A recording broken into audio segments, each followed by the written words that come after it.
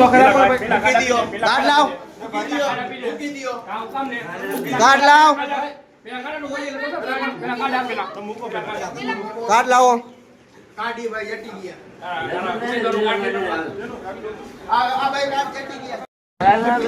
આ ભાઈ કहाँ अंदर किया था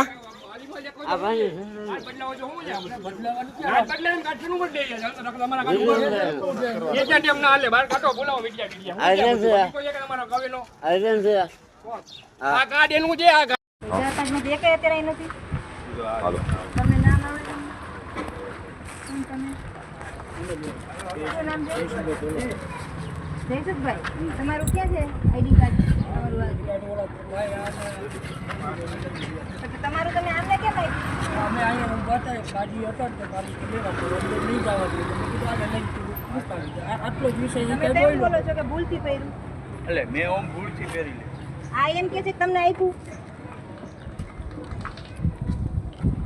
તો તમારે માજીને મૂકી દેવાય ને ભાઈ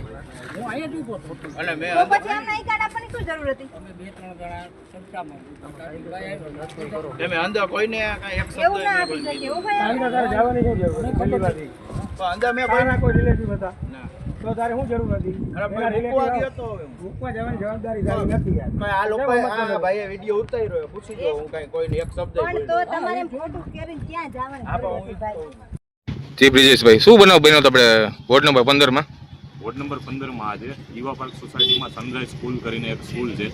સનરાઈઝ સ્કૂલની અંદર આજે બપોરે જ્યારે અમે અંદર વિઝિટ કરી તો અંદર જે 4-5 જણા અમને એવી માહિતી મળી કે ભાજપ તરફી મતદાન કરવા માટે બૂથની અંદર જે લોકોને ભલામણ કરી રહ્યા હતા જેના કારણે જે અમે ત્યાં જે ધ્યાન રાખી રહ્યા હતા ત્યાં જ એક વિશેષ વાત જોવા મળી અમે પોલીસને રજૂઆત કરી હતી કે આઈ કાર્ડ વગરના અને જે મતદારો સિવાયના લોકો છે એમને બહાર રાખવામાં આવે તો એ બધા લોકોને બહાર કાઢતા ક્યાંક ને ક્યાંક છે આજે એવું બન્યું ભાજપના ઉમેદવારે એમનું કાર્ડ બીજા લોકોને આપી દીધું અને એ લોકો બૂથની અંદર ભાજપના ઉમેદવારનું કાર્ડ પહેરી અને આવ્યા અને પછી ભલામણ કરી રહ્યા હતા જેનો છે એ લોકોએ પકડી પાડ્યા હતા લોકોએ એ લોકોને પકડી અને પોલીસને સોંપ્યા છે આજે એટલે સાફ છે મતલબ ભાજપના ઉમેદવાર જ જો પોતાનું આઈ કાર્ડ બીજા લોકોને જે અંદર બૂથ કેપ્ચરિંગ માટે આપતા હોય તો એ ખૂબ છે ગંભીર વિષય કહેવાય જેની જે બાબતે ચૂંટણી પંચે ખાસ છે એ તપાસ કરવી જોઈએ તો આઈ કાર્ડ આપ્યું હતું તો શું કામ આપ્યું હતું આઈ કાર્ડ નહોતું આપ્યું તો ચોરી થયું હતું કે શું હતું આ મામલે છે સમગ્ર તપાસ કરી અને વ્યવસ્થિત જે કાર્યવાહી કરવી જોઈએ કારણ કે આ લોકો આ રીતે છે લોકશાહીમાં લોકોને મતદાન કરતી વખતે જો દબાવવામાં આવે તો ખૂબ છે ખોટી વાત કહેવાય એટલે ખાસ કરીને આજે જે ઘટના બની છે કે બૂથ કેપ્ચરિંગ કરવા માટે છે ભાજપના ઉમેદવારે આઈ કાર્ડ કદાચ બીજાને આપી દીધું અથવા તો બીજા લોકો છે ભાજપના ઉમેદવારના આઈ કાર્ડ ઉપર છે બૂથ કેપ્ચરિંગ કરતા હોય તો ખૂબ ગંભીર ઘટના કહેવાય આ અંગે ખાસ કરીને હું રાજ્ય ચૂંટણી પંચ અને જે જામનગરનું ચૂંટણી પંચ છે એમને વિનંતી કરીશ કે આ અંગે છે એ ગંભીર ઘટના કહેવાય તો ગંભીર થોડાક વ્યવસ્થિત પગલાં લઈ અને આકરી કાર્યવાહી કરે